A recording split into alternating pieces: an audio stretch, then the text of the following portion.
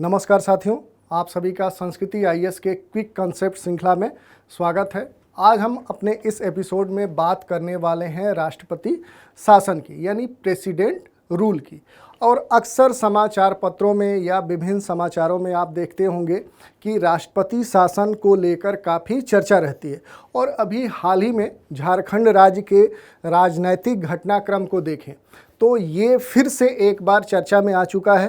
तो आज इसी के संदर्भ में इसके विभिन्न पहलुओं, जैसे कि आखिर राष्ट्रपति शासन होता क्या है, इसको लागू किए जाने के कौन से आधार होते हैं, और फिर हम बात कर लेंगे कि इसके अनुमोदन और इसके अवधि के संदर्भ में कौन सी बातें हमारे संविधान में कही गई हैं।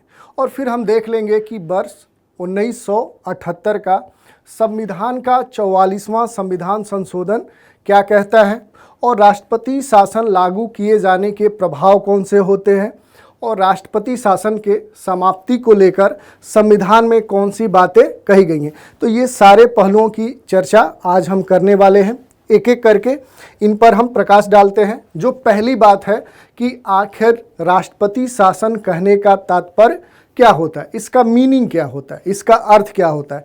तो अगर हम बात करें तो संविधान में अगर इस शब्द की बात करें तो इसका उल्लेख देखने को नहीं मिलता है, लेकिन संविधान में अगर हम बात करें तो आर्टिकल 356 के तहत राज्य में इसके संदर्भ में बातें कही गई हैं। और अगर अनुच्छेद 356 की बात करें तो ये क्या है कि भारत सरकार के अधिनियम 1935 की धारा 93 पर आधारित है, और इसी के संदर्भ में राष्ट्रपति शासन के संदर्भ में बातें कही गई हैं। तो सबसे पहले हम देख लेते हैं कि आखिर राष्ट्रपति शासन कहने का निहितार्थ क्या होता है। तो किसी भी राज्य में राज्य सरकार का जो निलंबन होता है, और अगर हम प्रत्यक्ष रूप से देखें तो केंद्र सरकार का जो शासन लागू हो जाता है वही मूल रूप से क्या है कि राष्ट्रपति शासन होता है।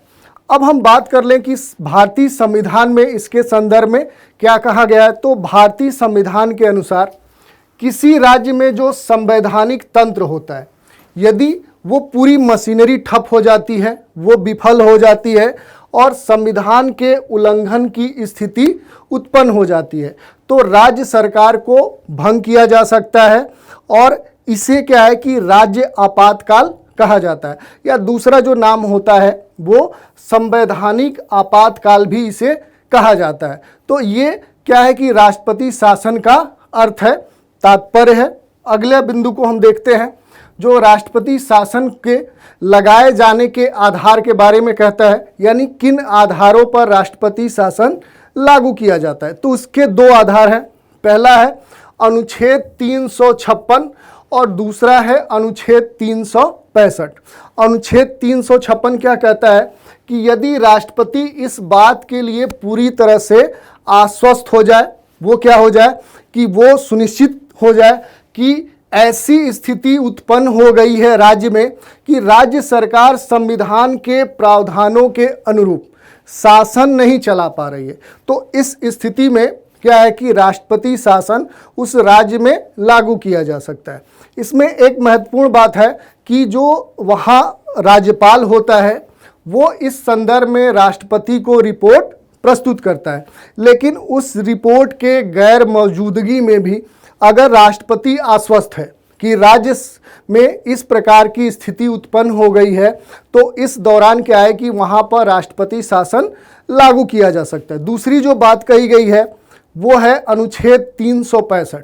इस अनुच्छेद के तहत ये कहा गया है कि केंद्र सरकार की ओर से दिए गए जो दिशा निर्देश हैं उनका अगर राज्य जो सरकार है वो पालन करने में विफल हो जाती है, तो उस दौरान भी क्या है कि वहाँ पर राष्ट्रपति शासन लागू किया जा सकता। एक तीसरी स्थिति भी उत्पन्न होती है कि यदि राज्य में विधानसभा चुनाव कराए जाते हैं या होते हैं, और उस स्थिति में कोई भी दल या कोई भी गठबंधन उसको क्या है कि पूर्ण बहुमत नहीं प्राप्त होता है, तो इस स्थिति में भी उस राज्य में क्या है कि राष्ट्रपति शासन लागू किया जा सकता है। तो ये हमने देख लिया कि आखिर राष्ट्रपति शासन लागू किए जाने के कौन से आधार हैं। अब इसके अगले बिंदु की हम चर्चा कर लेते हैं कि इसके अनुमोदन और उसकी अवधि के संदर्भ में कौन सी बातें कही गई हैं। तो जो पहली बात कही गई है कि राष्ट्रपति शासन को लागू करने की घोषणा के 2 महीने के भीतर संसद के, या कह सकते हैं कि राज्यसभा और लोकसभा में इस सामान्य बहुमत के द्वारा क्या है कि अनुमोदित किया जाना अनिवार्य शर्त है। पहली ये बात हो गई। दूसरी बात कि राष्ट्रपति शासन को सामान्य तौर पे 6 माह के लिए, यानी 6 मंथ के लिए ये क्या है कि लागू किया जाता है, ये लगाया जाता है। और यदि राज्य में स्थिति सामान्य नहीं हुई तो इसको बढ़ाया जा सकता है और ये अधिकतम अवधि 3 वर्षों तक हो सकती है। लेकिन 6 माह के बाद, प्रत्येक 6 माह के बाद संसद की स्वीकृति लेनी पड़ती है और तभी क्या है कि इसकी अवधि बढ़ाई जा सकती है। तो ये हमने देख लिया कि अनुमोदन और अवधि के संदर्भ में कौन सी बातें कही गई हैं। अगला जो बिंदु है वो वर्ष 1978 में जो संविधान का जो 44वां संविधान संशोधन किया गया था, वो क्या है कि वो राष्ट्रपति शासन के संदर्भ में एक बात कहता है कि यदि 1 वर्ष के बाद अगर राष्ट्रपति शासन की अवधि को बढ़ाना है तो उसके लिए उसको ये प्रतिबंधित करता है और 2 शर्तें निर्धारित करता है। यदि ये दोनों स्थितियां नहीं हैं तो उस राज्य में राष्ट्रपति शासन को 1 वर्ष से अधिक की अवधि के बाद बढ़ाया नहीं जा सकता। पहली जो स्थिति है वो ये कहता है कि यदि पूरे देश में, यानी पूरे भारत में या फिर पूरे राज्य में या राज्य के किसी भाग में यदि राष्ट्रीय आपात की घोषणा की गई है तो उस स्थिति में राष्ट्रपति शासन को 1 वर्ष से अधिक की अवधि तक बढ़ाया जा सकता है। दूसरी जो बात कही गई है कि यदि चुनाव आयोग या फिर इलेक्शन कमीशन यह प्रमाणित कर दे, यह सिद्ध कर दे कि संबंधित राज्य में विधानसभा के चुनाव संभव नहीं है तो इस स्थिति में भी क्या है कि उस राज्य में 1 वर्ष के बाद भी राष्ट्रपति शासन की जो अवधि है वो बढ़ाई जा सकती है। तो ये बातें कही गई हैं। इसी के साथ अगर हम बात करें तो राष्ट्रपति शासन के लागू किए जाने के भी प्रभाव होते हैं, यानी कि स्थितियां जो राज्य है उसमें बदल जाती है और राज्य का जो पूरा शासन है, जो सारी व्यवस्था है वो राष्ट्रपति के दायरे में आ जाती है। तो पहली बात तो ये हो जाती है। दूसरी बात तो राष्ट्रपति क्या करता है कि मंत्री परिषद की सलाह पर ही पूरा कामकाज संभालता है और इसका निहितार्थ क्या होता है कि जो पूरा शासन होता है वो केंद्र सरकार के हाथों में आ जाता है। अगली अगर हम बात करें तो इस स्थिति में जो राज्य कार्यपालिका है वो बर्खास्त हो जाती है और राज्य विधायिका, या कह सकते हैं या तो वो निलंबित हो जाती है या फिर वो विघटित हो जाती है।